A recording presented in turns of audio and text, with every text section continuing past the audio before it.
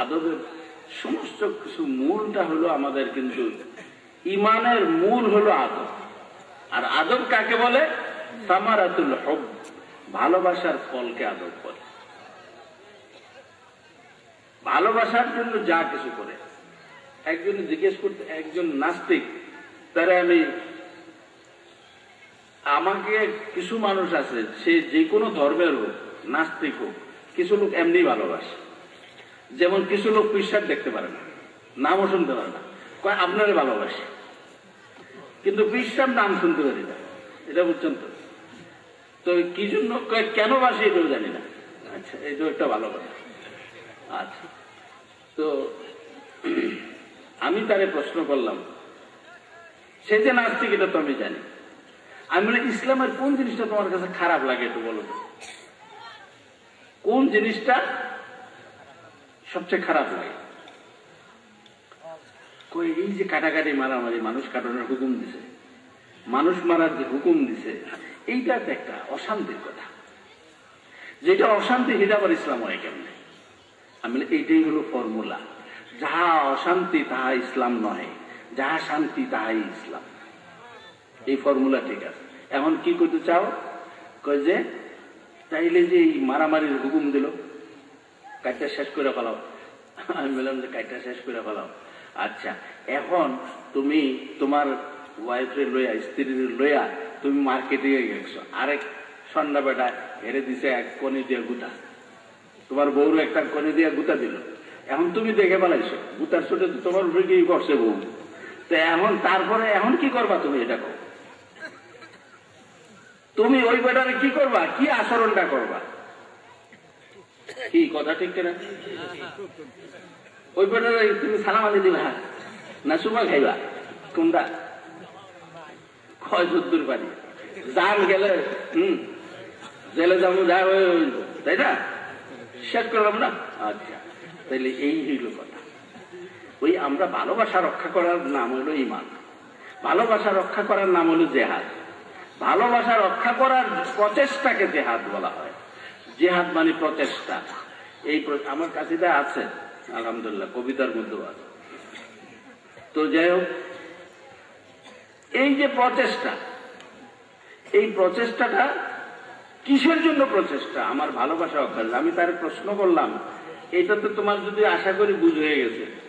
দেশের গ্রামে দেখছো তোমরা, মুরগির বাচ্চা নিয়ে আদার খাইতেছে, কিন্তু চিলে যদি সমানে তখন কি করে? সে দানার ভিতরে নিয়ে নেয়, নাই কিনা? কিন্তু দ্বিতীয়বার যদি আবার সমানে তখন কি করে? মুরগিটা নিজেই উড়াল দিতে চেষ্টা করে। কার প্রতি? চিলেরে ধরনের লেগা, চিলেরে আঘাত করার জন্য করে কিনা? তাইলে প্রথমটা হলো ডিফেন্স, মানে প্রোটেকশন, মানে নিরাপত্তা। আর দ্বিতীয়টা কি? অফেন্স, তারে প্রতিরোধ করা, আঘাত দেওয়া। দেয় কিনা? এটা তো মানুষ না, এটা একটা চিল আর মোরগের কিচ্ছা। কিচ্ছা না, এটা ঘটনা, তাই না? তাইলে মুরগি যদি বুঝে তার বাচ্চা রক্ষা করার জন্য তার আঘাত করতে হবে, এইটাই তার ধর্ম, তাহলে তোমার জেহাদ কেন ধর্ম হবে না? তোমার প্রেমকে রক্ষা করতে হবে, তোমার দেশকে রক্ষা করতে হবে, তোমার সন্তানকে রক্ষা করতে হবে, তোমার ইমানকে রক্ষা করতে হবে। অতএব এটা ফরজ। আমি আবার ফরজের উপর আরেকটা নাম দিছি, এটার নাম গরজ, তাই না? এমন একজনের বাথরুমের দরকার হয়েছে, আমি খুব সুন্দর সুন্দর ওয়াজ শোনাইতে, এখন হে কি করবো? দাঁড়ায় থাকবো, ওয়াজ সব কামাইব নাকি গরজে টান দেবো তাকে? আচ্ছা, গরজে দৌড় দেবো না? আচ্ছা, এটার নাম গরজ, কারণ ফরজের উপর। তাইলে এই গরজে মানুষ এই ফরজের উপর যা কিছু করে, সেটার নাম জেহাদ। যাক, তো এই জিনিসগুলো আমাদের খুব ছোট ছোট জিনিস।